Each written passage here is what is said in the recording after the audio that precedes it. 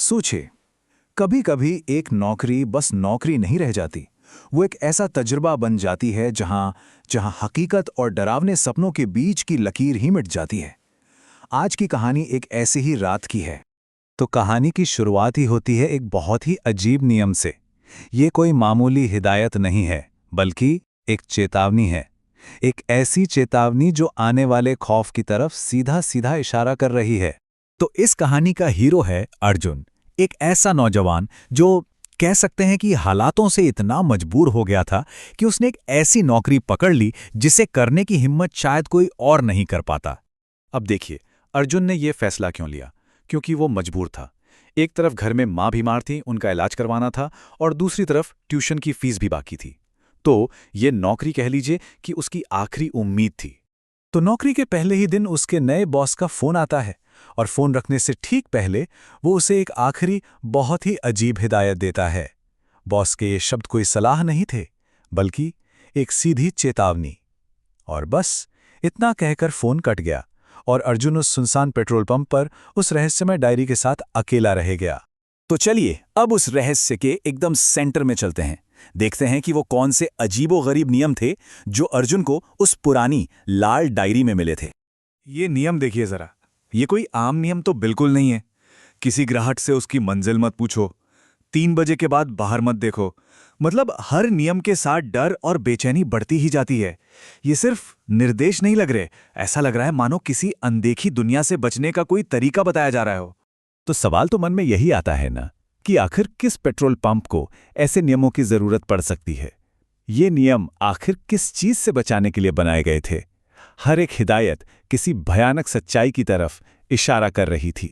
तो अब देखते हैं कि कैसे अर्जुन की वो रात एक अजीब तजुर्बे से एक खौफनाक हकीकत में बदल जाती है। ये वो पल है जब उसे पहली बार इन नियमों का पालन करना पड़ता है। सोचिए, घना अंधेरा, और तभी एक कार आके रुकती है जिसकी हेडलाइट्स बंद हैं, और अंदर कौन है कुछ दिखाई नहीं दे रहा। धीरे धीरे माहौल में एक अजीब सा डर घुलने लगता है।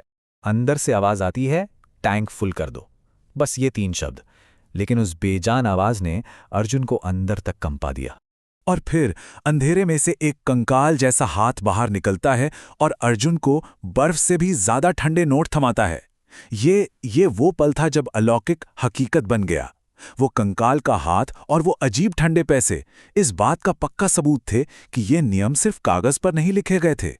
घबराया हुआ अर्जुन जब ऑफिस में जाता है तो उसकी नज़र एक पुराने अखबार पर पड़ती है। हेडलाइन थी 1998 की।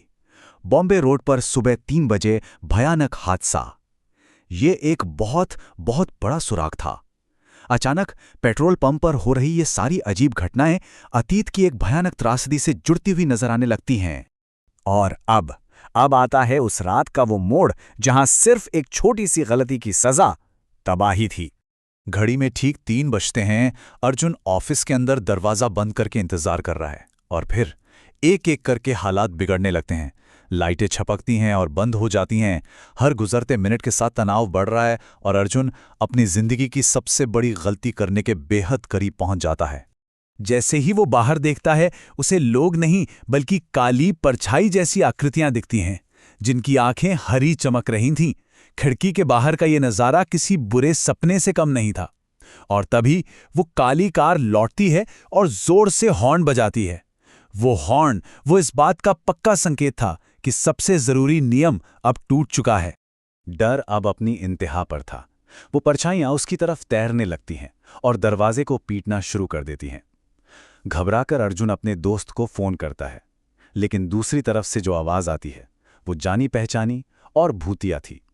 मदद की जो आखिरी उम्मीद थी वो भी अब उसी खौफ का हिस्सा बन चुकी थी। फोन पर बस वही आवाज बार बार गूंज रही थी, टैंक फुल कर दो, टैंक फुल कर दो। ये डर अब बर्दाश्त से बाहर था और अर्जुन बेहोश हो गया। तो चलिए अब अगली सुबह पर चलते हैं। बॉस वापस आता है और आखिरकार इस भयानक रहस्य से पर्दा उठाता है, और यहां आके सारी पहेली सुलझ जाती है। बॉस जो बताता है वो हैरान करने वाला है। ये अजीब घटनाएं कोई मनगढ़ंत कहानी नहीं, बल्कि एक बहुत ही दुखद हादसे का नतीजा है। तो मतलब इन नियमों का असली मकसद अब जाकर साफ होता है। ये नियम उन आत्माओं को भगाने के लिए नहीं थे, बल्कि जिंदा और मुर्दा लोगों की दुनिया के बीच एक बहुत ही नाजुक संतुलन बनाए रखने के लिए थे। अब आते हैं कहानी के आखिरी और शायद सबसे चौंकाने वाले मोड़ पर। एक ऐसा ट्विस्ट जो इसे सिर्फ एक भूत की कहानी से कहीं ज्यादा बना देता है। अर्जुन को होश आने पर एक कार की चाबी मिलती है और बॉस बताता है कि ये एक तोहफा है, एक आत्मा की तरफ से, धन्यवाद का तोहफा।